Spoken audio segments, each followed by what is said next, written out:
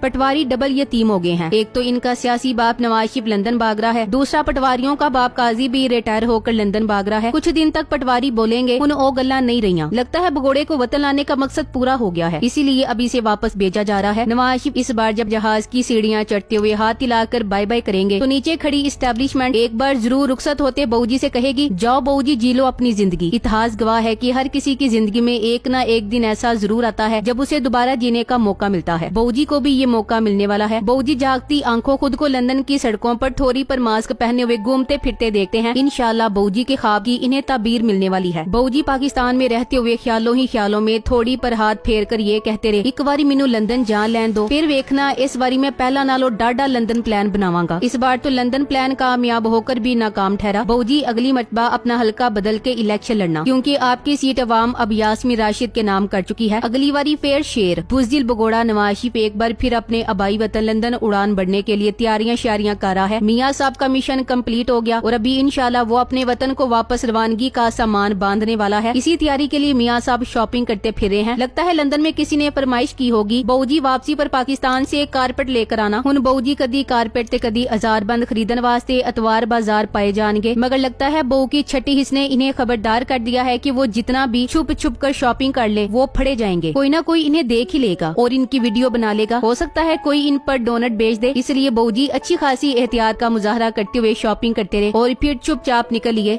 देखो वो चोर जा रहे हैं और ये बेगैरत लोगों से छुप रहा है। जराये ने बताया कि नवाज शरीफ ने 2 हफ्ता कबल लंदन आना था, लेकिन वो 26वीं तरमीम की वोटिंग में हिस्सा लेने के लिए रुक गए थे। वो 1 हफ्ते तक लंदन पहुंचेंगे। नवाज शरीफ लंदन में मुख्तसिर क़याम के बाद अमेरिका रवाना होंगे। हुसैन नवाज के अलावा खानदान का एक और फर्द भी इनके हमरा जाएगा। कोई पता नहीं वो दूसरा फर्द मरियम सफदर हो सकता है कि शरीफ टब्बर के भागने का वक्त हो चुका हो। जराये के मुताबिक नवाज शरीफ को अमेरिका का वीजा इसी हफ्ते मिलने का इम्कान है। नवाज शरीफ तकरीबन 1 साल के बाद लंदन जा रहे हैं। खबरें आ रही है की नवाज शरीफ ने काजी की रिटायरमेंट के दिन ही अपनी लंदन की टिकट्स करवा ली हैं। दोनों दोस्त इकट्ठे आए थे, इकट्ठे ही वापस जा रहे हैं। इन बलाओं ने पाकिस्तान पर नाजिल होकर पाकिस्तानियों को बेहद नुकसान पहुंचाया। सबसे ज्यादा जुल्म इन्होंने इदारों की कठपुतली बनकर किया, जिस अवाम का जमहूरियत पर एतमाद खत्म हो गया। नौजवान तबका पाकिस्तान के निजाम से मायूस होकर मुल्क छोड़कर जाने लगा है। पाकिस्तान की अदालती तारीख सबसे बदजुबान, बदतमीज, बदतहजीब, बदकिरदार, करप्ट, मुनाफिक, इंसाफ के कातिल और खुद पसंद शख्स का नाम काजी फायज ईसा है। इंसाफ का जो कत्लेआम इस शख्स के दौर में हुआ, इस पर यह शख्स तारीख में एक मकरूह किरदार के तौर पर याद रखा जाएगा। इन दोनों के जाने पर बस इतना ही कहना काफी है, खसकम जहां पाक। जिस दिन फाइज खबीस चीफ जस्टिस बना, लंदन से एक खरबूजा शरीफ पाकिस्तान आया। परसों फाइज ईसा टिश्यू पेपर्स बनकर लोगों की गालियां खाएगा और खरबूजा शरीफ दोबारा लंदन का टिकट कटाकर जा रहा होगा। इसे कहते हैं गारंटी और इसे कहते बुज़दिल और करप्ट खरबूजा शरीफ। इस्टेब्लिशमेंट ने नवाज शरीफ को पाकिस्तान के लिए राहदारी सर्टिफिकेट और किराया दिया। इस्टेब्लिशमेंट के अपने कपड़े इस कदर बदबूदार थे कि नवाज शरीफ के गंदे कपड़ों के पीछे अपने बदबूदार कपड़े टांग दिए। सजनों ते मित्रों, तुसी समझ गए होगे मैं की आखना चाहनी हां। औकात इसकी एक काम वाले से ज्यादा की नहीं थी। जियाउल हक के जूते सीधे कर करके आज मुसू बड़ी आला और अरपा चीज बन चुके हैं। जनरल जियाउल हक के बेटे एजाजुल हक की शादी में नवाज शरीफ रोटी तकसीम करते हुए पाए गए। नवाज शरीफ ने मुल्क को इतना लूटा कि सब इदारे खरीद लिए और उनके सरबरा अपनी तरह के करप्ट लगाए, जिसकी वजह से मुल्क में ना आईन रहा, ना कानून रहा, ना कौमी यकजहती रही, ना सनत रही, ना ज़राअत रही, ना कारोबार रहा, ना रोजगार रहा, ना दुनिया में इज्जत रही। कर्ज लेकर मुल्क की माइशत का बेड़ा गर्क किया और अवाम पे महंगाई के पहाड़ तोड़े। लोग खुदकुशियों पर मजबूर हो गए और ये चोरी के गटर के ढक्कन बेचने वाला और इसकी औलाद खरबपति बन गए। बहुत अरसे के बाद नवाज शरीफ पार्लियामेंट में बोले। वो बोले कम और अपने दिल का गम 2 अशार सुनाकर बयान किया। फरमाया कि अदलिया ने हमें इतने दुख दिए हैं कि ये शेर सुन लें। नाजो अंदाज से कहते कि जीना होगा, जहर भी देते हैं तो कहते हैं कि पीना होगा। जब मैं पीता हूँ तो कहते हैं कि मरता भी नहीं और जब मैं मरता हूँ तो कहते हैं कि जीना होगा। 26वीं आईनी तरमीम पास हो रही थी। अदलिया के यहाँ तो पर काटे जा रहे थे या उसे आइन के दायरे में लाया जा रहा था, लेकिन ये हुकूमत और उसके इत्तेहादियों की जीत का दिन था। महीनों की तगोदो के बाद मुज़ाकरात के जरिए या धमकियों के रास्ते या कुछ